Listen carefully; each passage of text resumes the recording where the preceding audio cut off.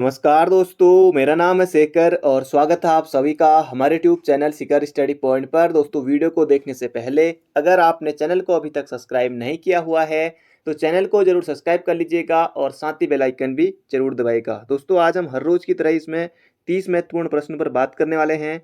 सबसे ज़्यादा प्रश्न आपको उत्तराखंड के देखने को मिलेंगे और बाकी 15 क्वेश्चन हिंदी, जीके सब कुछ इसमें कंप्यूटर मिक्स रहने वाला है। तो शुरू करते हैं दोस्तों आज के इस महत्वपूर्ण वीडियो को। और उससे पहले आज जो आपका प्रश्न है परीक्षावाणी बुक में आपको मिल जाएगा। वो परीक्षावाणी जो बुक है वहाँ से आपको बताना है। और बुक से ही प्रश्न है, एक बुक है उत्तराखंड लोक संस्कृति और साहित्य। उत्तराखंड लोक संस्कृति और साहित्य पुस्तक के लेखक कौन है? उत्तराखंड लोक संस्कृति और साहित्य पुस्तक के लेखक कौन है? नई वाली परीक्षावाणी में आपको बिल्कुल मिल जाएगा। एक बार फिर से, उत्तराखंड लोक संस्कृति और साहित्य पुस्तक के लेखक कौन है? तो शुरुआत होगी दोस्तों हिंदी के प्रश्नों से। और हिंदी का पहला प्रश्न यहाँ पर है हमारा, प्रकृति के सुकुमार कवि किसे कहा जाता है? अब दोस्तों क्योंकि मिक्स इसलिए रहता है, हिंदी भी रहेगी जीके भी रहेगा, तो बाकी उत्तराखंड तो लगभग लगभग ज़्यादातर लोग उत्तराखंडी पढ़ते हैं, हिंदी पढ़ते हैं, तो जीके भी सब कुछ आपको पढ़ना पड़ेगा तभी एग्जाम में मतलब कि आप 75 इतना कर पाएंगे 70 से प्लस। क्योंकि आप जो भी आजकल जो ग्रेजुएशन लेवल के एग्ज़ाम हैं लगभग लगभग 70 से इतना लगभग इतनी मेरिट रहती है। बाकी क्योंकि आपको 100 में से 100 तो लाने नहीं है वैसे भी, और बाकी आप जितना ला सकते हैं वो आपके हाथ में है। और बाकी फिर पेपर टफ बनेगा 65 प्लस 62 प्लस, वो तो खैर बात की बात रहती है। पर आपको कोशिश करने की 75 से आप इतने तक आप पहुँचें। अगला प्रश्न है, और 75 से ऊपर जितना आप पहुँच सकते हैं, बाकी 75 सेव स्कोर है। अगला है, प्रकृति के सुकुमार कवि किसे कहा जाता है? जयशंकर प्रसाद, अभी तक आपने उत्तर सोच भी लिया होगा, महादेवी वर्मा, निराला या फिर सुमित्रानंदन पंत। तो इसका उत्तर हो जाएगा सुमित्रानंदन पंत को कहा जाता है प्रकृति के सुकुमार कवि, चितेरे कवि। और गुसाई दत्त इनका जो नाम था, गुसाई दत्त, गुसाई दत्त ये भी था। तो ये भी आपको बिल्कुल याद रखना। तो सुमित्रानंदन पंत हो जाएगा इसका सही उत्तर। और ये हमारे कौसानी जनपद से संबंधित थे, कौसानी बागेश्वर जनपद से कौसानी में। तो ये आपको बिल्कुल याद रखना है। और 1960 में इनको साहित्य अकादमी मिला था कलावड़ बूढ़ा चांद के लिए। और बाकी चितंबरा तो हर बार एग्जाम में आता है 1968 में, चितंबरा के लिए ज्ञानपीठ। बाकी ये सभी छायावादी हैं, जयशंकर प्रसाद, महादेवी वर्मा और निराला। अगला प्रश्न है, शब्द रचना में किसका योगदान नहीं होता है? महत्वपूर्ण प्रश्न है, बड़े बड़े एग्जाम में आता है। प्रत्यय, पद, धातु या फिर उपसर्ग। तो शब्द रचना में बहुत ज़्यादा महत्वपूर्ण है और एग्जाम में आ सकता है। तो किसका योगदान नहीं होता है? उपसर्ग होता है, धातु, ये प्रत्यय, ये भी उपसर्ग और प्रत्यय तो खैर उपसर्ग प्रत्यय तो एक ही साथ आते हैं, धातु भी होता है। और इसका हो जाएगा पद। तो ऑप्शन नंबर बी हो जाएगा इसका बिल्कुल सही उत्तर। अगला प्रश्न है, निम्नलिखित में से कौन अर्धस्वर आपको बताना है? अर्धस्वर कौन सा है? प, य, छ या फिर ज्ञ। तो सभी को बात कर लेंगे। तो अर्धस्वर हो जाएगा य वो, तो अर्धस्वर हो जाएगा य वो, ये होते हैं। ये प आएगा तो ओष्ठ्य होता है। ये छ, त्र, ज्ञ और स्र तो इस संयुक्त व्यंजन में आते हैं। और ये बनेगा क और सौ के योग से। अगला प्रश्न है यहाँ पर, निम्नलिखित कहावत का सही अर्थ बताइए। हथेली पर सरसों नहीं जमती, असंभव कार्य की आशा, हर काम अपने समय से पूरा होता है, शीघ्रता से काम निपटाना या फिर किसी भी तरह से अपना काम बनाना। तो इसका क्षेत्र हो जाएगा कि हथेली पर सरसों नहीं जमती, हर काम अपने समय से पूरा होता है। कि मतलब एकदम ही हथेली पर सरसों कहाँ से जमेगी, मतलब इतनी जल्दी कुछ काम नहीं होता। तो अगला है, संविधान की 8वीं अनुसूची में कौन सी भाषा शामिल नहीं है? तो दोस्तों 22 भाषाएं हैं और शुरुआत में से 14 थी, तो 22 भाषाएं हैं। और इनमें से आपको बताना है कि कौन सी शामिल नहीं है, बोडो, मैथिली, भोजपुरी या फिर डोगरी। तो इसका तो गया डोगरी भी है, ये मैथिली बिहारी हिंदी की है, बोडो भी है। तो इसका उत्तर हो जाएगा भोजपुरी। तो भोजपुरी नहीं है। और भोजपुरी जो बोली है बिहारी हिंदी की बोली है। भोजपुरी आप सभी को पता है, वैसे भी भोजपुरी तो पता ही होगा। तो बिहारी हिंदी की बोली है और भोजपुरी नहीं है, राजस्थानी भी नहीं है, तो ये भी याद रखेगा। तो इसका उत्तर हो जाएगा ऑप्शन नंबर बी। अगला प्रश्न है, हिंदी के जिन वर्णों का उच्चारण करते समय केवल श्वास का प्रयोग किया जाए उन वर्णों को कहते हैं? अल्पप्राण, महाप्राण, सघोष या फिर अघोष। तो इसका क्षेत्र हो जाएगा दोस्तों, इसका क्षेत्र हो जाएगा सघोष। तो हिंदी के जिन वर्णों का उच्चारण करते समय केवल श्वास का प्रयोग किया जाता है उसे सघोष कहते हैं। बाकी अल्प प्राण कौन से होते हैं दोस्तों, किसी भी वर्ग में 1, 3, 5 याद रख लीजिए, जिनको याद नहीं है अभी लिख लीजिए 1, 3, 5, और महाप्राण बाकी बच गए 2, 4, क्योंकि वर्ग कौन सा होगा जिसमें 5 होंगे, तो ये 5 सभी आगे हैं। तो ये हो गया अल्प प्राण, सॉरी ये हो गया महाप्राण के लिए, ये हो गया अल्प प्राण के लिए। बाकी अब सघोष और अघोष, तो अघोष तो अ पहले आएगा ना, तो अघोष होते हैं 1, 2, बाकी सघोष तो ये हो जाएगा 3, 4, 5, तो इस तरह से याद रख लीजिएगा, इसका तो हो जाएगा सघोष। अगला है जानने की इच्छा रखने वाला के लिए एक शब्द है, ज्ञातक की जिज्ञासा, जिज्ञासु या फिर जिजीविषा, तो इसका क्षेत्र हो जाएगा जिज्ञासु। बाकी जिजीविषा ये वर्तन में भी आता है, जीवन जीने की इच्छा, जिजीविषा।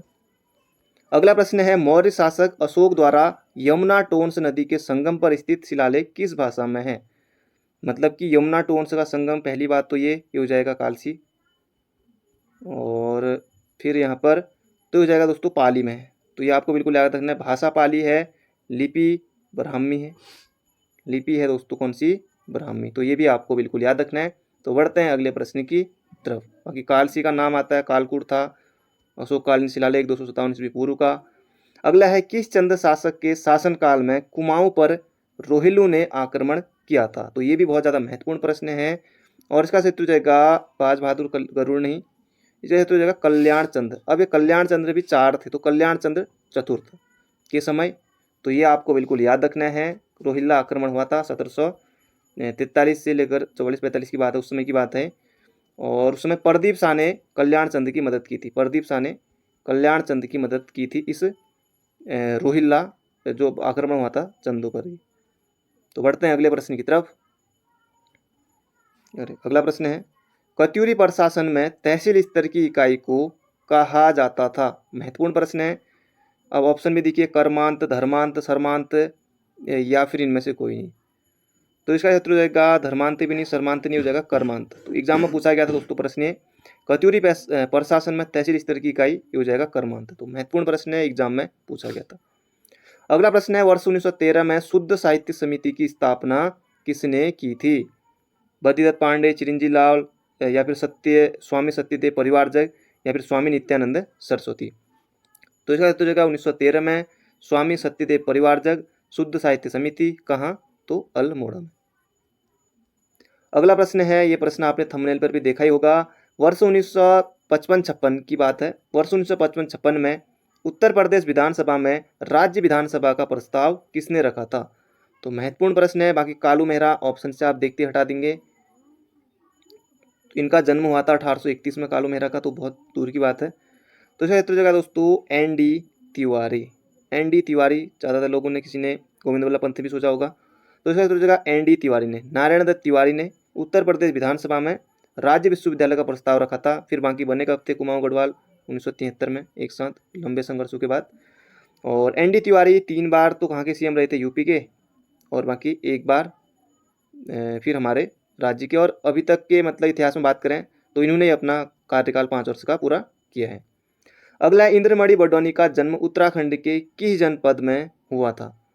अब दोस्तों यहाँ पर बाकी एक अल्मोड़ा, पिथौरागढ़, नैनीताल सभी कुमाऊं के ऑप्शन देते हैं, बाकी यहाँ पर और होते चमोली होता, पौड़ी या रुद्रप्रयाग या उत्तरकाशी, इनमें से कुछ होता तो दिक्कत होती, लेकिन मतलब थोड़ा ठीक ठाक होता क्वेश्चन, लेकिन यहाँ पर तो सब कुमाऊं के ऑप्शन है। पर इसका क्षेत्र होगा टिहरी गढ़वाल, तो आसान प्रश्न है, टिहरी में हुआ था।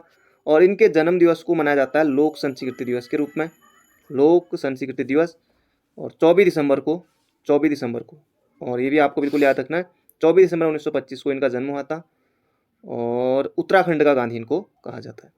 अगला प्रश्न है झपटो छीनो आंदोलन की शुरुआत कब हुई थी, तो ये भी महत्वपूर्ण है। झपटो छीनो आंदोलन, तो पहली बात तो ये कहाँ, चमोली में, और चमोली में जो नंदा देवी राष्ट्रीय उद्यान है, उद्देश्य था कि इसका जो नंदा देवी राष्ट्रीय उद्यान है उसका जो प्रबंधन है वो वहाँ के जो ग्रामीण है उनको दिलाना था, और ये हुआ था कब, 1998 में, और डेट आएगी तो परीक्षावाणी में आपको आसानी से मिल जाएगा, 21 जून 1998 को, तो ये ऑप्शन नंबर बी हो जाएगा बिल्कुल सटीक उत्तर। अगला प्रश्न है गोविंद वन्यजीव विहार की स्थापना किस वर्ष हुई थी, गोविंद वन्यजीव विहार। अब दोस्तों गोविंद वन्यजीव विहार, गोविंद राष्ट्रीय उद्यान, गंगोत्री राष्ट्रीय उद्यान सभी के सभी कहाँ हैं, तो हैं उत्तर काशी में, तो उत्तर काशी में है। और गोविंद वन्यजीव विहार सबसे पुराना वन्यजीव विहार है, 1955 में स्थापना हुई थी, और 485 वर्ग किलोमीटर में फैला हुआ है। तो बढ़ते हैं अगले प्रश्न की तरफ। अगला प्रश्न है, केंद्र सरकार ने टिहरी बांध हेतु टिहरी जल बांध निगम का गठन कब किया? तो यहाँ पर आपको बताना है। तो टिहरी बांध जल निगम का गठन कब किया? वहाँ के ऑप्शन देखिए, 1980, 85, 87, 89। तो पास के ही हैं। तो इसका उत्तर हो जाएगा 1989 में। और टिहरी बांध से भी प्रश्न आता है, किस नदी पर है, भागीरथी, भिलंगना, ऊंचाई कितनी है, सब एग्जाम में 260.5। बाकी THDC का गठन कब हुआ? तो ये 12 जुलाई 1988 को। और बाकी बांध विरोधी समिति कब बनी? 1978 में। तो यहाँ से भी प्रश्न आता है। तो इसका उत्तर हो जाएगा 1989 में। अगला प्रश्न है यहाँ पर, ग्राम पंचायतों के गठन हेतु पर्वतीय क्षेत्रों में कम से कम कितनी आबादी जनसंख्या होनी चाहिए? तो बात चल रही है यहाँ पर पर्वतीय क्षेत्रों की, तो ये हो जाएगी 500। 500 अगर आए कि जो मैदानी है तब करेंगे 1000। तो इसका क्षेत्र हो जाएगा हमारा ऑप्शन नंबर सी। दोस्तों ये उत्तराखंड अभी और आएंगे उत्तराखंड के क्वेश्चन। तो यहाँ से पहला यहाँ पर प्रश्न है, कंप्यूटर से प्रश्न है, ISDN किसका परिवर्णी रूप शब्द है? तो किसका यहाँ पर बताना है आपको, किसका ये पूर्ण रूप होगा? तो इसका क्षेत्र हो जाएगा दोस्तों इंटीग्रेटेड सर्विसेज डिजिटल नेटवर्क। तो ऑप्शन नंबर बी हो जाएगा बिल्कुल सही उत्तर, ISDN का ये पूर्ण रूप है। तो बढ़ते हैं अगले प्रश्न की तरफ। अगला प्रश्न है, 1949 में गठित राष्ट्रीय आय समिति के अध्यक्ष कौन थे? गाडगिल, VKR राव या फिर PC महालनोबिस, प्रशांत चंद्र महालनोबिस। तो इसका उत्तर हो जाएगा ऑप्शन नंबर बी, प्रशांत चंद्र महालनोबिस 1949 में जो राष्ट्रीय समिति आय समिति बनी थी उसके अध्यक्ष थे। तो प्रशांत चंद्र महालनोबिस से आपको याद आया होगा जो दूसरी पंचवर्षीय योजना थी वो इनके मॉडल पर आधारित थी। और बाकी इनके जन्म दिवस को भी मनाया जाता है 29 जून को राष्ट्रीय सांख्यिकी दिवस के रूप में। दोस्तों अगर आपने अभी तक वीडियो को लाइक नहीं किया तो लाइक जरूर से कर दीजिए और जाते जाते एक शेयर भी जरूर करेगा। अगला प्रश्न है, भारत में निम्नलिखित में से कौन सा राज्य एस्बेस्टस का सर्वाधिक उत्पादक है? MP, आंध्र प्रदेश, कर्नाटक या फिर राजस्थान? तो इसका उत्तर हो जाएगा राजस्थान है, सबसे ज़्यादा ये एस्बेस्टस का उत्पादन यहाँ होता है।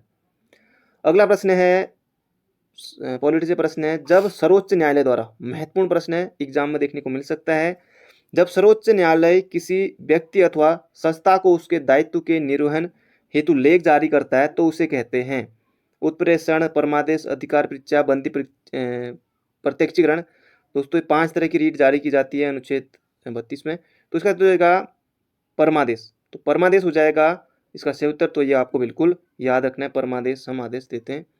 अगला प्रश्न है यहाँ पर, संविधान के अंतर्गत पंचायतों में महिलाओं के 1/3 प्रतिनिधित्व की गारंटी कौन सा अनुच्छेद देता है? यानी कि 1/3 का यह आरक्षण महिलाओं के लिए। तो बाकी यहाँ पर जैसे हिंदी में मिलेगा तो बाकी इंग्लिश में तो D लिखा होगा, तो ये हो जाएगा 243 के D में है। तो पंचायतों के लिए, और बाकी जो SC ST के लिए वो भी, बाकी OBC के लिए कुछ नहीं है, ये हो जाएगा अनुच्छेद 243 के D में। तो महत्वपूर्ण है, तो ये आपको बिल्कुल याद रखना है। बाकी जो ग्राम पंचायतों का गठन जो अनुच्छेद है वो अनुच्छेद 40 है। बाकी 243 में तो पूरी 243 से O तक मिलेगा ये। अगला है, टैगा वन पाए जाते हैं। तो ये भी महत्वपूर्ण प्रश्न है, भूमध्य रेखीय क्षेत्र में, उपोष्ण कटिबंधीय क्षेत्र में, उष्ण कटिबंधीय क्षेत्र में या फिर समशीतोष्ण क्षेत्र में? तो इसका उत्तर होगा समशीतोष्ण क्षेत्र में। अगला प्रश्न है, भारत का सबसे महत्वपूर्ण खनिज युक्त रॉक तंत्र है। तो आप सभी को पता है गोंडवाना, नहीं, ये हो जाएगा धारवाड़। तो धारवाड़ है भारत का सबसे महत्वपूर्ण खनिज रॉक तंत्र, ये हो जाएगा धारवाड़। अगला प्रश्न है, जहांगीर कालीन निम्नलिखित में से किस एक चित्रकार को नादिर उल असर की उपाधि दी गई? तो जहांगीर में जो जहांगीर के दरबार प्रसिद्ध था दोस्तों वो था मंसूर, ये थोड़ा मंसूर हो गए मनसर। तो ये हो जाएगा ऑप्शन नंबर D। तो ये भी महत्वपूर्ण है। अगला प्रश्न है दोस्तों, इसमें से आपके 4 प्रश्न बनने वाले हैं। लॉर्ड हेस्टिंग्स तृतीय आंग्ल मराठा युद्ध के समय थे। पिछली बार यही पूछा गया था फॉरेस्ट गार्ड में, तृतीय आंग्ल मराठा युद्ध के समय कौन थे करके। तो लॉर्ड हेस्टिंग्स, सिर्फ 1 नंबर के लिए यही जो ऑप्शन नंबर D है ये। बाकी यहाँ पर आपको 4 क्वेश्चन मिलने वाले हैं। लॉर्ड कॉर्नवालिस दोस्तों बहुत बार एग्जाम में आता है, स्थायी बंदोबस्त बिल्कुल सही है। लॉर्ड वेलेजली, ये हो जाएगा सहायक संधि प्रणाली, लॉर्ड वेलेजली की बहुत ज़्यादा प्रसिद्ध है। आयोग ने पूछा था कि वेलेजली भारत कब आया, कनिष्क सहायक में 1798 में। तो इस तरह से ये भी प्रश्न पूछा था। और बाकी इसका क्षेत्र हो जाएगा ऑप्शन नंबर सी। आंग्ल नेपाल युद्ध के समय भी ये कौन थे, तो ये उस समय कौन थे, तो उस समय भी दोस्तों यही थे, लॉर्ड हेस्टिंग। तो इसका क्षेत्र हो जाएगा ऑप्शन नंबर। दोस्तों इस बारे में जहाँ तक मुझे ये याद है, बाकी अगर आपको कुछ लगता हो तो इस बारे में जरूर बता दीजिएगा।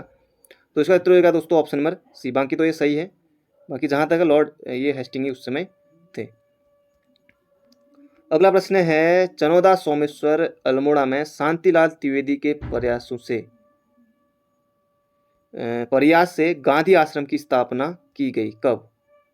तो चनौदा सोमेश्वर में है और शांतिलाल त्रिवेदी ने, तो इसका उत्तर हो जाएगा 1937 में। तो 1937 में की थी, 1939 नहीं, 38 नहीं, ये हो जाएगा 1937 में की थी। तो ये आपको बिल्कुल याद रखना है।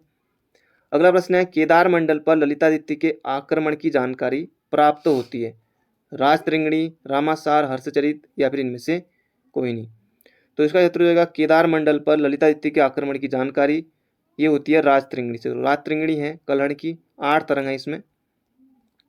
अगला प्रश्न है, नचिकेता ताल किस जिले में स्थित है? तो नचिकेता ताल, कोई ना कोई ताल दोस्तों एग्जाम में जरूर आता है, तो नचिकेता ताल ये हो जाएगा उत्तर काशी में है नचिकेता ताल। बाकी बहुत सारे ताल हैं, डोडी ताल, नचिकेता ताल, बकरी ताल, बहुत सारे ताल हैं। डोडी ताल 6 कोनों वाला ताल है, 80 गंगा निकलती है। रोही साड़ा ताल। अगला प्रश्न है, उत्तराखंड में ई गवर्नेंस वर्ष मनाया गया कब? तो ये मनाया गया था 2001 में। उत्तराखंड में ई गवर्नेंस वर्ष मनाया गया था फिर राज्य गठन के बाद 2001 में।